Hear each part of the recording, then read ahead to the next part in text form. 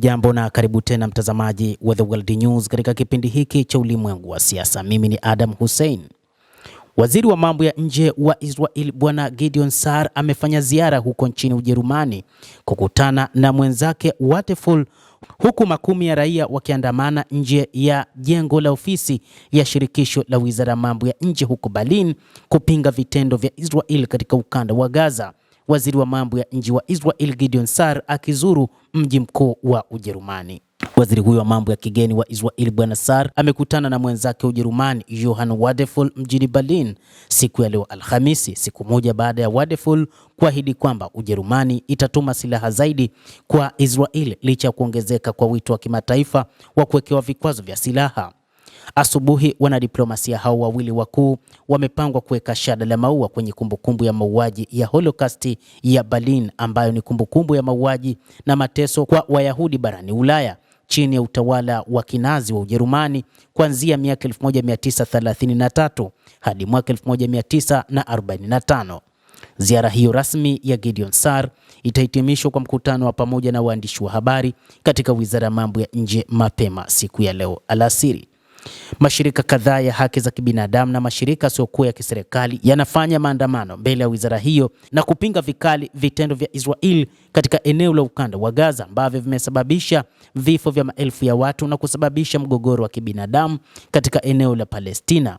Ahadi ya Wadephul ya kukabidhi silaha zaidi kwa Israel siku ya Jumatano ilikuja kama mabadiliko dhahiri ya maoni yaliyotolewa na gazeti la kila siku la Ujerumani Süddeutsche Zeitung wiki iliyopita, ambapo lilidai kwamba Ujerumani inaweza ikasitisha upelekaji wa silaha huko nchini Israel kutokana na vitendo vya Waziri Mkuu Benjamin Netanyahu.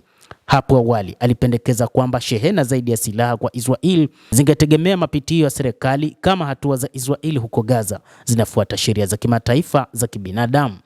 Israel ilianza mashambulizi yake katika ukanda wa Gaza kujibu mashambulizi yaliyoongozwa na kundi la wanamgambo wa Hamas la Palestina kusini mwa Israel mnamo Oktoba 7 mwaka 2023, ambapo takribani watu 1200 wengi wao wakiwa ni raia waliuawa na baadhi ya watu karibia zaidi ya 250 walikamatwa na kuwa mateka.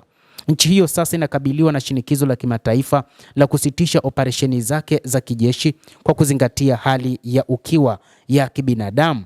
Hata hivyo, siku ya leo makumi ya waandamanaji wapo nje ya jengo la ofisi ya shirikisho la Wizara ya mambo ya kigeni mjini Berlin kupinga vitendo vya Israel katika ukanda wa Gaza kutokana na ziara iliyofanywa na waziri wa mambo ya kigeni wa Israel Bwana Gideon Saar. Maandamano hayo yanafanyika chini ya kauli mbiu Red Line International Law. Washiriki walipeperusha bendera za Palestina na kubeba mabango yenye kauli mbiu kama vile hakuna msaada kwa uhalifu wa kivita huko Gaza, komesha usambazaji wa silaha na komesha njaa ya makusudi kwa watu wa ukanda wa Gaza. Maandamano hayo yaliitishwa na mashirika kadhaa ya kutetea haki za binadamu na mashirika yasiyokuwa ya kiserikali yakiwemo Amnesty International, Madaktari wa Dunia na Medical International.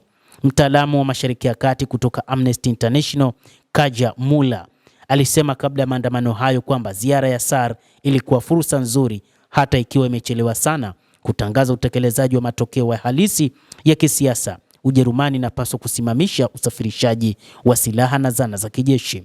Siku ya Jumatano, mwanadiplomasia mkuu wa Ujerumani, waziri wa mambo ya kigeni Johann Wadephul, alitangaza kwamba Berlin itatuma shehena zaidi ya silaha kwenda nchini Israel, na sababu kubwa ambayo inafanya hivi ni kwamba ni katika kufanya hisani kutokana na mauaji ya Wayahudi miaka ya 1933 hadi 1945 katika kipindi cha utawala wa Kinazi huko Ujerumani. Endelea kutufuatilia mtazamaji, na usisahau kulike, kucomment na kusubscribe channel hii.